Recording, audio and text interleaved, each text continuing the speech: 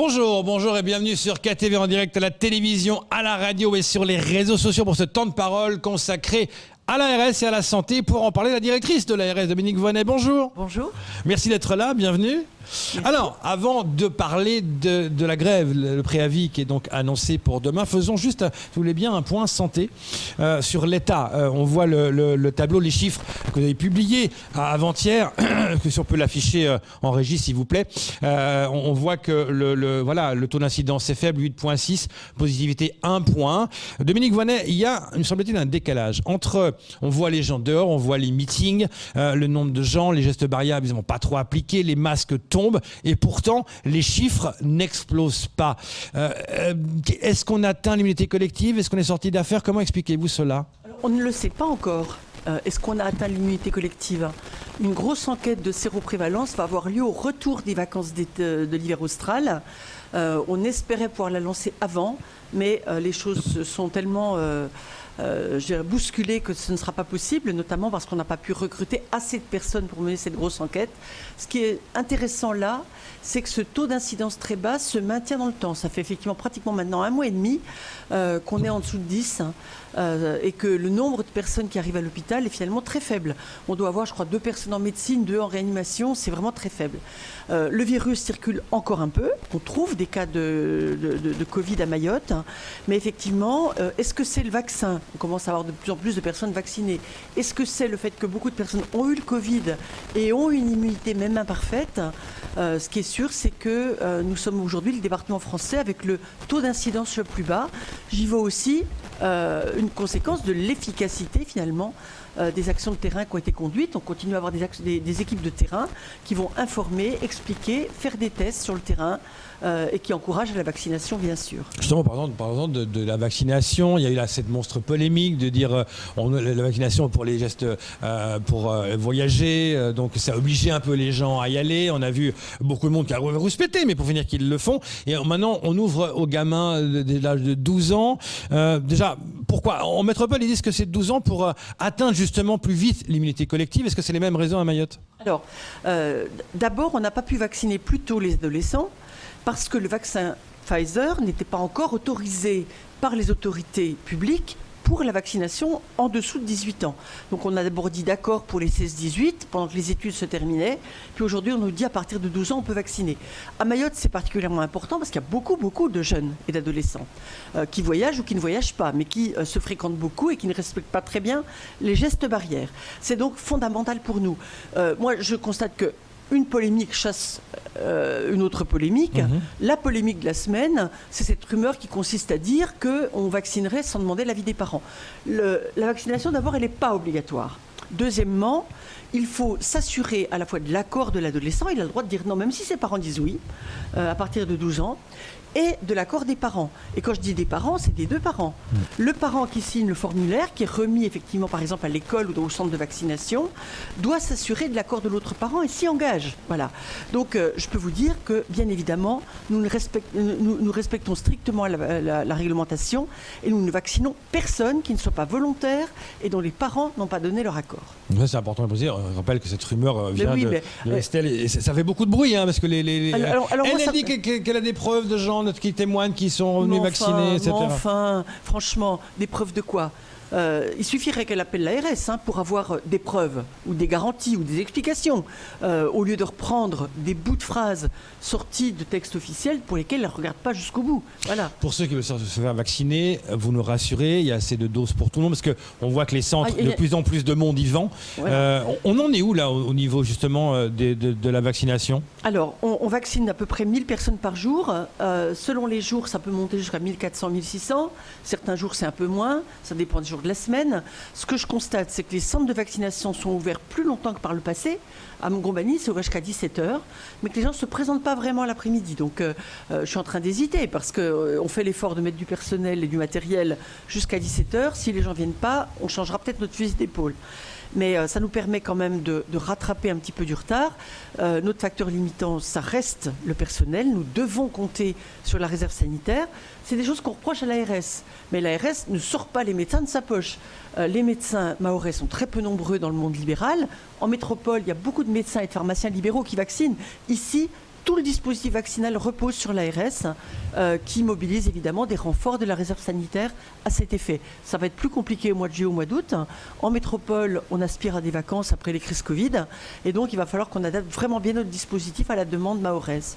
Camar. Alors justement, Dominique Vonnet, la campagne de vaccination à Mayotte, c'est comme un peu partout dans le monde, on voulait d'abord mettre la priorité sur nos aînés, nos fragiles, les personnes fragiles. Est-ce qu'aujourd'hui, entre la première et la deuxième dose, on peut se dire qu'à Mayotte, on a dépassé ce temps-là et révolu? Est-ce que nos aînés, nous avons réussi? Parce qu'on savait que, d'ailleurs, vous le disiez justement sur ce plateau, qu'il y a certains fils, certains enfants qui ne souhaitaient pas qu'on vaccine leurs aînés, leurs parents. Est-ce que là, ce temps est révolu aujourd'hui? Alors, vous avez vu, on a fait des efforts comme pour expliquer que la vaccination était utile et pas dangereuse pour les aînés et les personnes fragiles. Martial Henry est venu se faire vacciner, Souaba Adine, Ramadani est venu se faire vacciner. D'autres ont donné l'exemple, ça n'a pas suffi à convaincre. Donc on va rattraper petit à petit en assouplissant les conditions de vaccination, maintenant qu'on connaît mieux le vaccin et qu'on se rend compte que sous conditions et en prenant beaucoup de précautions, on peut aussi les déplacer plus facilement. On peut déjà se faire vacciner dans les maisons de santé pluridisciplinaires. Il y a 3 maisons de santé qui offrent aujourd'hui la vaccination. Et puis on est en train de monter aussi la vaccination avec les pharmaciens de ville. Un ancien qui sera amené à la pharmacie par son fils ou sa fille pourra se faire vacciner à la pharmacie la plus proche de son domicile. Ça va peut-être convaincre certains de se déplacer. Alors moi, je reviens un peu sur les chiffres, Dominique Vonnet. C'est vrai qu'aujourd'hui, on touche du bois quand on voit la situation, la stabilité que nous avons pu retrouver. Mais est-ce qu'aujourd'hui, avec la campagne de vaccination, la communication qu'il y a eu dessus, est-ce que on n'a pas oublié ce qu'on faisait au tout début, c'est-à-dire aller se faire tester et savoir si on a le Covid ou pas? Alors, moi, je suis arrivée avec un masque. Mais j'ai vu personne de mon domicile ici, je suis venue à pied, je n'ai croisé aucun autre masque sur la voie publique. Je le comprends, c'est pas du tout tentant de mettre un masque dans la rue, il fait bon le matin, on n'embrasse pas les gens sur la bouche dans la rue, donc évidemment on est tenté. Je pense vraiment que ce qui nous protège le mieux en ce moment, dans cette phase de campagne électorale, il y a du porte-à-porte, il y a des meetings, on embrasse le candidat, on lui met des bouquets de fleurs, des colliers de fleurs. Franchement, se laver les mains, utiliser du gel, mettre un masque quand on est dans la promiscuité, ça reste ce qui protège le mieux si on n'est pas vacciné. Mais pour les masques, Israël maintenant dans les lieux clos, ils ont dit on enlève le masque. Parce qu'ils sont tous vaccinés. Voilà. Voilà. Il faut le comprendre parce que les gens entendent que la première partie de la phrase. Donc pourquoi nous on garde le masque alors qu'eux ils l'enlèvent? Et c'est vrai que c'est important de le préciser. Attention, il faut garder le masque. Alors vous savez, l'ARS, on va en parler tout à l'heure. Oui. Mais l'ARS, c'est pas une boutique qui fait ce qu'elle veut. C'est une agence de l'État. Ouais. Moi, je respecte les instructions qui me sont données au niveau national. Quand le directeur général de la santé me dit on n'est pas encore suffisamment nombreux à être vaccinés, on doit continuer à respecter les gestes barrières et à porter le masque, même si je suis tentée de me relâcher, et moi aussi je suis tentée de me relâcher. Ça fait plus d'1 an qu'on fait des efforts, c'est dur. Voilà. Donc d'un côté, on a pris des habitudes nouvelles, de se laver les mains plus souvent, etc. De l'autre, effectivement, je respecte les consignes, parce que je pense qu'on ne me pardonnerait pas si on avait une nouvelle vague épidémique. Dominique Vonnet, il y a un préavis de grève qui est lancé. Encore un j'allais dire, encore un, pour le 17 juin, CHM, ARS. Alors, après vous allez commenter. Il demande pour l'ARS l'élaboration et l'application d'un organigramme digne d'une ARS de plein exercice comprenant une direction de la stratégie de la performance pour piloter la formation des professionnels.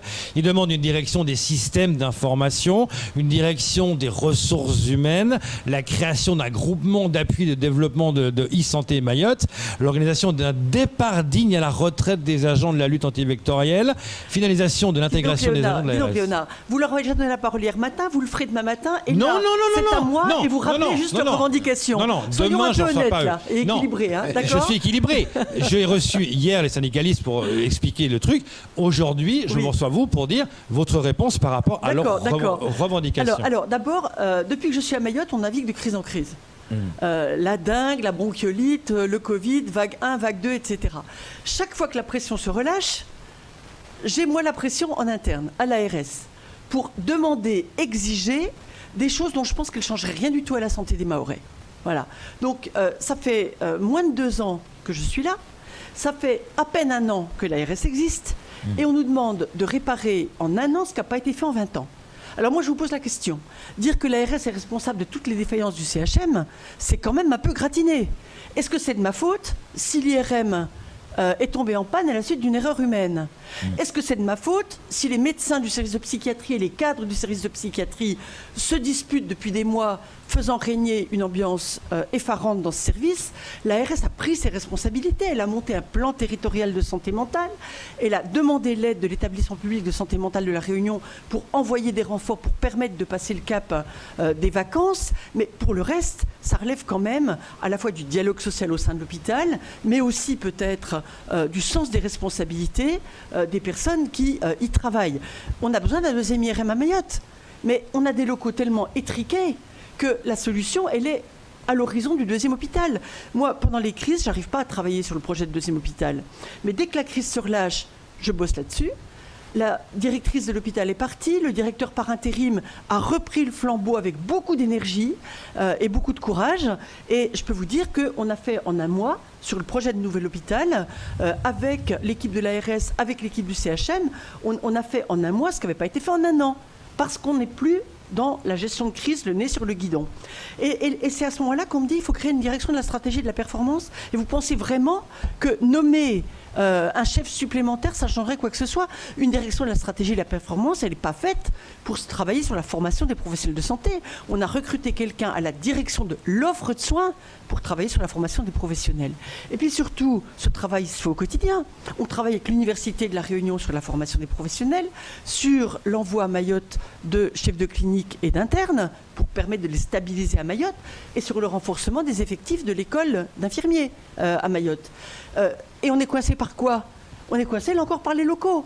L'école de soins infirmiers, elle est toute petite. Et donc, on va devoir construire aussi une école de soins infirmiers au format, au gabarit nécessaire pour Mayotte. Et avec qui on y travaille? On y travaille pour un interne, on y travaille avec le rectorat, on y travaille avec l'hôpital, on y travaille avec le département, on a un groupe de avec l'AFD aussi qui travaille sur ces questions, on a un groupe de travail qui est en train de bosser dur, et je suis désolée, mais ce n'est pas la promotion d'un cadre à l'intérieur de l'ARS qui changerait la donne. Par contre, un travail sérieux sur le fond du dossier. a dit sur ce plateau hier que vous êtes un mauvais pilote et deux, que vous méprisez les Mahorais au sein de l'ARS. Mais c'est le truc commode, c'est le truc facile. Moi, quand les gens bossent, je reconnais leur travail. Quand ils se contentent de parler, je le vois aussi. C'est comme ça. Je voudrais dire un mot du dossier de la retraite de mes agents les plus âgés de la lutte antivectorielle. Oui. C'est des gens âgés, usés par leur travail, et pour lesquels les modalités du départ en retraite ne sont pas satisfaisantes. Tout simplement parce qu'ils n'ont pas cotisé d'une façon sécurisée avant d'être intégrés à la fonction publique. Et donc, je suis en négociation depuis pratiquement un an avec le ministère de la Santé pour mettre en place un dispositif adapté à leur réalité.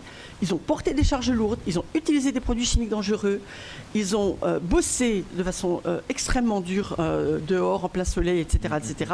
Donc, évidemment, le ministère est attentif. Et c'est au moment où on choisit, où on trouve une solution, que le syndicat majoritaire, vous avez dit les agents de l'ARS sont en grève. Non, il y a un des 4 syndicats qui appelle à la grève. Avec les autres syndicats, je travaille bien. Et qui a porté effectivement ce dossier de la retraite des agents de la LAV? C'est un syndicat minoritaire. Mais ce syndicat minoritaire, il ne fait pas des préavis de grève, et puis des tracts, et puis des insultes. Il me demande un rendez-vous, il arrive avec des exemples concrets, et puis je prends connaissance du dossier et j'y réponds. Un autre syndicat, avec essentiellement des femmes, me dit on a un problème, on a plusieurs femmes jeunes avec des problèmes de garde d'enfants, etc. Oui, le problème, il n'a pas demandé une grève. On a négocié avec la CSSM pour que des places soient réservées dans la crèche des agents de la Sécu pour permettre d'accueillir les enfants de nos agents. C'est à ce prix aussi que l'égalité entre les hommes et les femmes sera possible. Donc, si on attend, si on demande des choses impossibles, moi, je ne vois pas en quoi le fait de changer un chef de service informatique en directeur des services informatiques lui donnerait des compétences supplémentaires ou des moyens supplémentaires. Je ne suis pas dans l'affichage, je suis dans l'action pour de vrai, pour de bon. Mon engagement, il est total, il est intact. Je fais tout ce qui permet d'améliorer la santé des Mahorais. Vous avez évoqué l'ophtalmologie tout à l'heure. Voilà. Alors, soit je brame à la lune, et puis je dis des ophtalmos. Mais vous savez, en France, on n'impose pas aux médecins de venir là où ils n'ont pas envie de venir. Et s'ils ne viennent pas à Mayotte, c'est pas parce que l'ARS n'est pas sympa, c'est parce que les conditions de logement, de scolarité, de sécurité ne sont pas satisfaisantes. Donc c'est moins attractif pour eux. Et donc c'est moins attractif pour eux. Donc qu'est-ce qu'on a fait? On a travaillé d'une part avec des ophtalmologistes libéraux en métropole, mais aussi avec l'hôpital Cochin, qui a un gros service d'ophtalmo, pour à la fois former des infirmiers, avoir une supervision par le service de Cochin, et grâce à la télémédecine qui se développe beaucoup plus rapidement que certains ne le disent, grâce à la télémédecine, on va pouvoir assurer. Et c'est pas une formule dégradée pour les Mahorais. C'est pas la médecine de pauvres pour les pauvres. C'est une médecine moderne, haut niveau, qui permet effectivement d'utiliser toutes les ressources de la e-santé et toutes les ressources des spécialistes qui sont décidés à nous aider. Et donc, ces infirmières, elles sont en formation. Et donc, dire on manque de spécialistes, non, moi je ne les attache pas avec une ficelle. Quand ils veulent s'en aller, ils s'en vont. Si on veut les garder, il faut qu'on soit attractif. Donc pas les accuser des gens qui viennent chercher des primes, parce que c'est pas vrai. Beaucoup d'entre eux sont engagés. Notre cancérologue, elle est engagée, notre cardiologue, elle est engagée à l'hôpital. Puis l'équipe de direction de l'hôpital, elle mérite autre chose, alors qu'on est en train de changer le directeur, elle mérite autre chose que des mouvements sociaux qui donnent l'impression que tout va à volo. Dominique Bonnet, j'aimerais qu'on parle rapidement des Evassan. C'est vrai qu'on en a eu beaucoup besoin pendant la crise entre la première et la deuxième vague. Aujourd'hui, est-ce que nous Evassannons toujours autant? La Réunion, à un moment donné, ils avaient une situation qui n'était pas favorable. On était prêt à... Est-ce qu'on pouvait recevoir des patients réunionnais, justement? Oui, on aurait pu. Alors d'abord, on évassanne beaucoup moins, mais on évassanne toujours beaucoup parce qu'on rattrape aussi le retard qui a été accumulé pendant le Covid pour des soins qui étaient moins urgents, qui doivent quand même être faits. Donc c'est vrai que dès qu'on a besoin d'une stratégie thérapeutique un peu compliquée, en associant par exemple pour certains cancers de la chirurgie, de la chimiothérapie, de la radiothérapie et des avis très spécialisés, on évassanne. D'ailleurs, on a évassanné pendant le Covid aussi, parce qu'on ne pouvait pas prendre trop de retard sur la santé des personnes qui ont des pathologies évolutives. Mais on a pas mal évassanné ces derniers temps en néonatologie. On est dans la période de l'année où il y a le plus de naissances. C'est une chose qui m'inquiète, moi. Sur fond de Covid, on n'a pas pu lancer la campagne de planification familiale qui me paraît nécessaire. Et puis, ces évassanes, elles sont alors plus faciles qu'avant, puisqu'on évassanne avec notre avion sanitaire. Mais elles sont vraiment moins nombreuses. On aurait pu accueillir des cas de Covid. Ça, c'est culturel. Est-ce que les Réunionnais auraient accepté de venir soigner leurs cas de Covid à Mayotte? C'est un peu tendu. Ils n'ont pas souhaité le faire. D'autant plus que ça mais s'aggrave moi, là-bas. franchement, je trouve ça injuste parce que nos réanimateurs et nos urgentistes, ils sont de grande qualité. Dominique Bonnet, 2 mots sur la diphtérie. On sent que ça sévit encore à Mayotte, c'est inquiétant. Il faut s'en inquiéter. Oui. Moi, franchement, vous avez vu, il y a 2 grandes directions à l'ARS de Mayotte. Il y a la direction de l'offre de soins, ça c'est pour les gens qui sont déjà malades, puis la direction de la prévention et de la santé publique, qui est une grosse direction de l'ARS qui agit sur le terrain pour essayer d'éradiquer ces maladies. Vous avez cité le plan régional santé-environnement. C'est la moitié pratiquement des pathologies à Mayotte sont liées aux conditions de vie. Partout ailleurs, c'est un quart. Ici, c'est plus. Et franchement, travailler sur le terrain, on a des équipes de terrain qui vont repérer les cas, informer les gens. Chaque fois qu'on a un cas, on a des gens qui vont sur le terrain au contact des personnes pour essayer d'éradiquer autour du cas tous les risques. Voilà. Alors, on va finir, Dominique Bonnet, bien évidemment, avec l'ARS aujourd'hui qui, vous l'avez dit, se relâche parce que la situation va mieux. C'est pas l'ARS qui se relâche. Vous commencez bien, camarade. Attention, ne cherchez pas Dominique Bonnet. L'ARS j'ai dit que la population se relâche parce que c'est dur de rester... Bon courage, camarade Boras. Bon courage. C'est bien. À nouveau. Voilà, donc... alors, justement, c'est vrai que ces projets-là que vous avez en parlé, notamment ce deuxième hôpital, tout ça reste dans les cœurs des Mahorais. Est-ce que là, avec les vacances qui arrivent, vous allez quand même pouvoir activer plusieurs leviers Oui, alors on a eu pendant... Vous avez entendu parler du Ségur de la santé. Le Ségur de la santé, il a revalorisé de façon importante les salaires des professionnels de santé. Ils oublient de le dire, mais tous les professionnels de santé ont eu plus de 2 000 € supplémentaires l'année dernière et ce sera encore le cas cette année et toutes les années qui suivront. Donc il y a eu une vraie revalorisation des rémunérations, mais il y a eu surtout un programme d'investissement dans tous les domaines. Le médico-social pour les personnes âgées et handicapées, la e-santé qu'on a évoqué tout à l'heure et l'investissement en santé, absolument considérable. Donc pour Mayotte, on va désendetter l'hôpital de 26 millions d'euros, ce qui va leur donner une capacité d'investissement. On a des nouveaux crédits d'investissement à hauteur de 41 millions, à la fois pour les investissements urgents tout de suite, mais aussi pour abonder encore l'enveloppe du nouvel hôpital. On a des fonds européens, ça c'est un point nouveau sur lequel on a beaucoup travaillé ces derniers mois avec la complicité de la préfecture. Dans le cadre du programme européen de relance, REACT-EU et plan de relance, on aura 45 millions supplémentaires. Donc on est en train de flécher vers ces fonds des dépenses qu'on pensait financer autrement, ce qui nous libère là encore des capacités pour le deuxième hôpital. Donc on a vraiment beaucoup de moyens. Ce n'est pas un problème de moyens. Chaque fois que je demande de l'argent à Paris, si j'argumente et que je démontre que c'est nécessaire, je l'ai. Par contre, après, il faut du temps pour mettre en œuvre. Là, aujourd'hui, on est en train de recruter des ingénieurs et un directeur d'hôpital pour consolider l'équipe de l'ARS qui va travailler sur le projet de nouvel hôpital. Parce que, vous savez, c'est pas comme de construire des salles de classe. Les salles de classe, sur le plan technique, c'est moins compliqué. Là, les réseaux d'oxygène, de gaz, la pharmacie, la logistique, etc., les équipements lourds, les scanners, les IRM, le laboratoire, la radiologie, la dialyse, c'est des services très lourds, la réanimation aussi. Donc, la programmation de cet équipement doit être faite avec beaucoup de soin. Ça prendra plusieurs mois.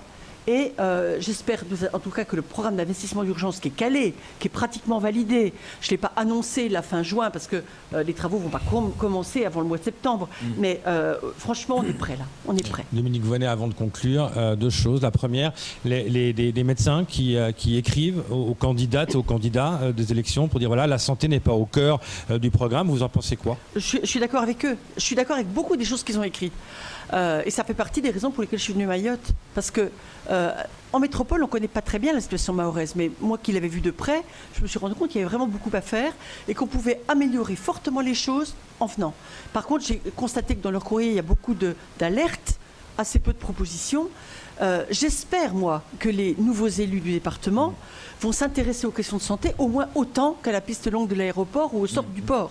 Le département a quand même un sacré rôle à jouer pour la santé. Ben oui, par exemple la PMI. Oui. Et vous savez, moi on me fait des reproches sur la vaccination. Tout le monde n'est pas vacciné. Ah oui, d'accord. Sauf que, effectivement, c'est pas moi qui recrute les médecins et les infirmiers de PMI. C'est pas moi qui organise leur travail. Et je constate que c'est très difficile de recruter puisque le département n'a pas accès, vous le savez, à la surrémunération de 40%.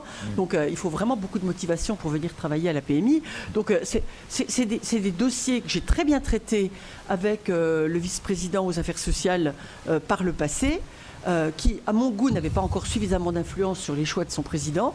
J'espère que le prochain président du département, quel qu'il soit, mettra la santé au plus haut de ses préoccupations. Dernière question, on conclura là-dessus. Demain, la grève, vous allez les recevoir, vous allez discuter avec eux. Comment ça va se passer ? Ils l'ont pas demandé. Il se trouve que j'ai un rendez-vous extérieur le matin, je serai là l'après-midi, mais vous savez, je ne sais pas. Le dialogue social au sein de l'ARS, il doit se construire tout le temps. J'ai proposé une réunion de ce qu'on appelle le CACT, le comité d'agence et des conditions de travail, pour le 25 juin. Ça fait 3 semaines où j'ai toujours pas de réponse. Voilà. Donc j'attends avec impatience que le dialogue social fonctionne d'une façon plus régulière. Oui, j'ai l'impression que c'est le pot de terre contre le pot de terre, c'est chaque fois les mêmes choses qui reviennent. Mais non, mais c'est un dialogue de sourds quelque part. Vous voulez, moi... A, vous dites B, vous êtes toujours Ah non, vous ne pouvez pas nous renvoyer dos à dos.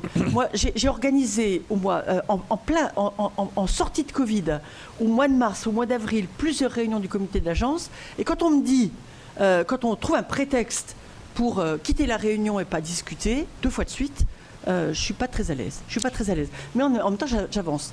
Ne nous renvoyez pas dos à dos. Il y a des faits, il y a des rumeurs. Vous me trouvez méprisante pour les Mahorais ? Vous me trouvez raciste ? Vous me trouvez colonialiste ? Non, mais je disais que c'est toujours le même. Voilà. Il y a 2 discours qui ne changent pas. Vous avez toujours le même discours, ils ont toujours le même discours. Encore heureux. Ce serait gravissime si on je me demandais si les deux n'arriveraient pas à s'entendre au bout d'un moment. Mais on s'entend sur beaucoup de choses.